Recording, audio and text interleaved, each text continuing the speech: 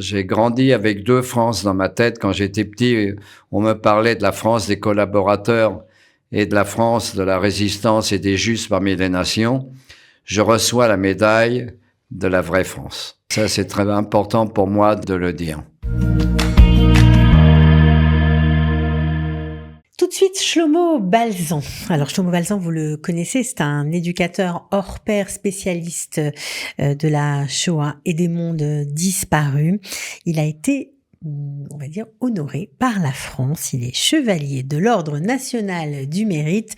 Shlomo Balzan, bonjour et bienvenue. Bonjour. Alors, un titre qui a dû vous surprendre.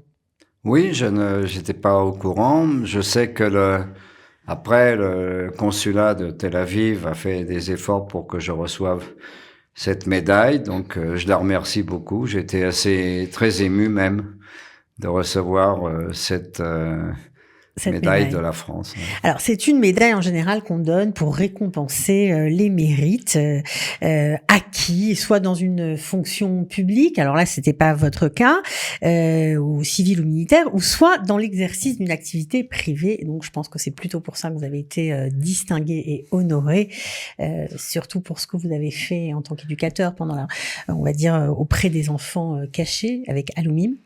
Oui, c'est juste... Je pense que... Non, ils me connaissaient, le consulat me connaît, les ambassadeurs de France me connaissent, parce que je les ai tous guidés à Yad Vashem et toutes les délégations officielles de France, ou la grande majorité, j'ai guidé. J'ai même des souvenirs extrêmement émouvants de la visite du président du Sénat, Gérard Larcher, qui est très lié aux gens du Chambon-sur-Lignon, étant protestant lui-même. Et donc, j'ai guidé des personnalités, Bruno Le Maire, Anne Hidalgo et d'autres, bien d'autres. Et donc, ils me connaissaient. Donc, le devoir de mémoire et bien sûr, les activités au sein de l'association Alumim, des enfants cachés, que j'ai dirigé pendant à peu près 14 ans. Donc, je pense que ça méritait une médaille, ça c'est sûr. Je sais pas, ça je peux pas dire moi-même, mais je suis très content et très ému de l'avoir reçu. Oui. Bien sûr, l'ambassadeur vous a honoré, a rappelé toutes vos activités, l'ensemble de vos activités, et vous aussi, vous avez parlé. Je crois que c'est sur ça qu'on va se focaliser parce que vous avez évoqué tout ce que votre action, voilà, tous les gens qui étaient derrière vous en fait, et qui vous ont aidé, qui vous ont formé. Vous avez fait un hommage très émouvant à Alex Danzig. Oui, j'ai commencé d'ailleurs à citer que derrière cette médaille, il y a beaucoup de gens qui m'ont aidé, notamment un otage à Gaza, notre maître Alex Danzig, il a à peu près mon âge. Il été pris du kibbutz Nir Oz. C'est lui qui écrit toutes les brochures pour visiter la Pologne, pour les guides en Pologne. C'est lui qui forme beaucoup de guides en Pologne. Notamment, je suis un de ceux qui a appris de Alex Danzig. Donc, j'ai parlé de lui. Je lui ai dédié la médaille. J'ai dédié la médaille à ma famille. Mon père était dans la FFI. Mon oncle Marcel, ce qu'on appelait le petit Marcel, était dans la 35e brigade FTP Moy, franc-tireur et partisan main-d'œuvre émigré, la résistance juive communiste en France. Lui, il a été assassiné à Bergen-Belsen, mais il faisait partie de ceux qui font des actions très très importantes contre les nazis et les collaborateurs. Il était dans la bande à Manoukian, on peut dire ça? Ouais. Et mon oncle Daniel, qui lui était caché par une famille française géniale du côté de Fontainebleau, la famille Billard. Et lui, il a rejoint, il avait à peu près 15 ans, il a rejoint à la fin, en 44, les troupes de Leclerc. Il a même libéré Mulhouse, je sais.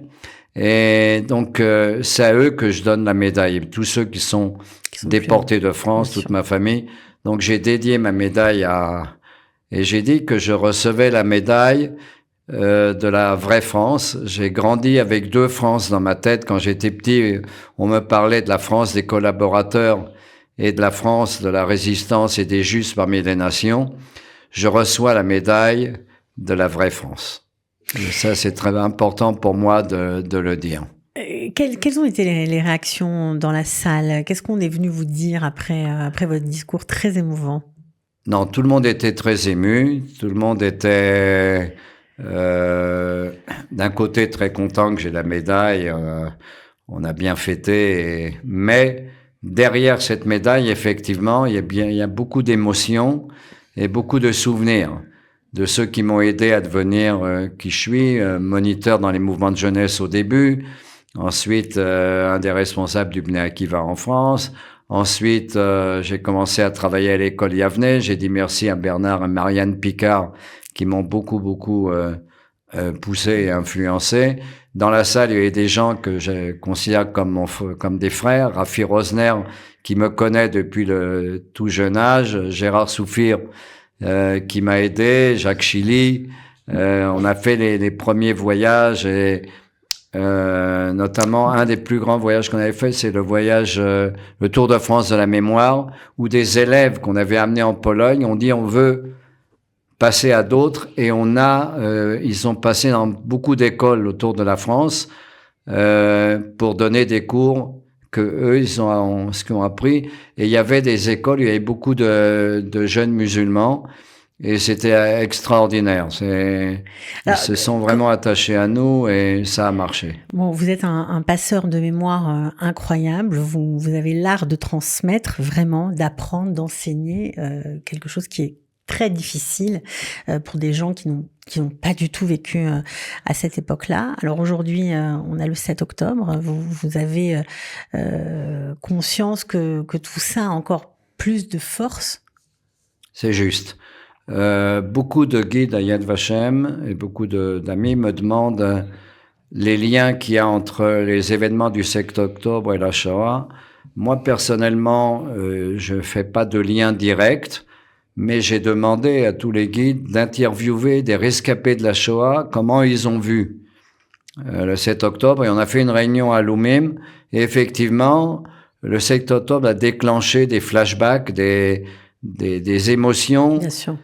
Quand une dame de 90 ans dit que quand elle a vu son arrière-petite-fille de 4 ans courir sous les bombes à Ashdod, à Ashkelon, je crois, elle s'est rappelée qu'elle avait le même âge dans les années 42 et comment ensuite elle est devenue enfant caché. Et tout d'un coup, il y a des flashbacks, mais il y a des liens directs, notamment l'influence du Moufti de Jérusalem et de Hassan el-Banna qui a créé en 1928 au Caire les Frères musulmans, avec une influence extrêmement grande de l'idéologie nazie. Et surtout, aujourd'hui, il y a un monsieur à Stockholm qui s'appelle Ahmed Rami, un officier égyptien il y a longtemps. Lui, il a créé un site qui s'appelle Radio Islam Freedom Fighters, qui est le site le plus antisémite et le plus nazi.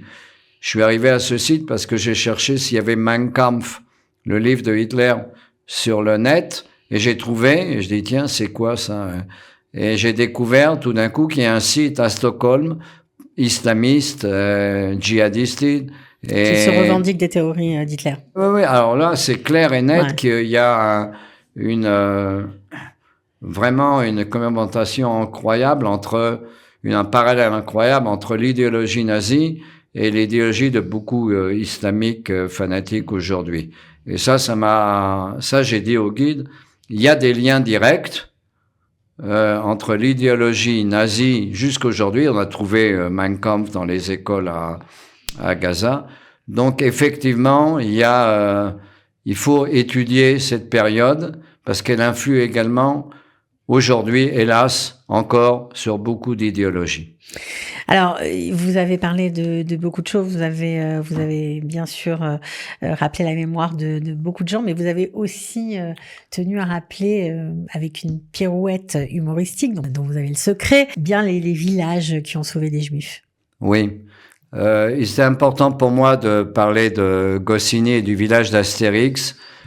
Sa fille dit qu'il y a vraiment beaucoup d'allusions à l'histoire du peuple juif dans Astérix, mais elle a rajouté beaucoup de détails, et notamment cette histoire qu'il n'y a pas de nom au village d'Astérix, qui m'a fait, il n'y a pas de nom au village.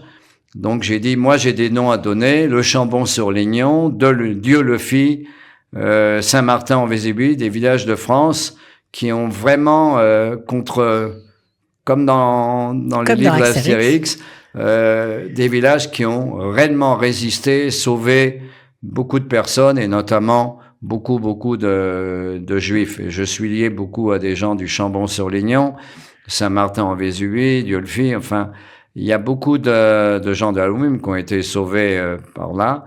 Et c'est important de le rappeler. Donc, tout d'un coup, Donc, vous avez fini avec le village d'Astérix. On a dû se demander pourquoi dans la salle, mais on a vite compris. Ouais, j'ai expliqué. Ouais. Dans la salle, effectivement, il y avait beaucoup de surprises. Mais je pense que c'était important de le dire. Alors, nous, on voulait vous féliciter aussi. Bravo pour cette récompense. Vous êtes chevalier de l'Ordre national du mérite. Merci. C'est bien mérité, franchement. Et puis, bravo et à très bientôt, Shlomo. Merci beaucoup. Merci beaucoup.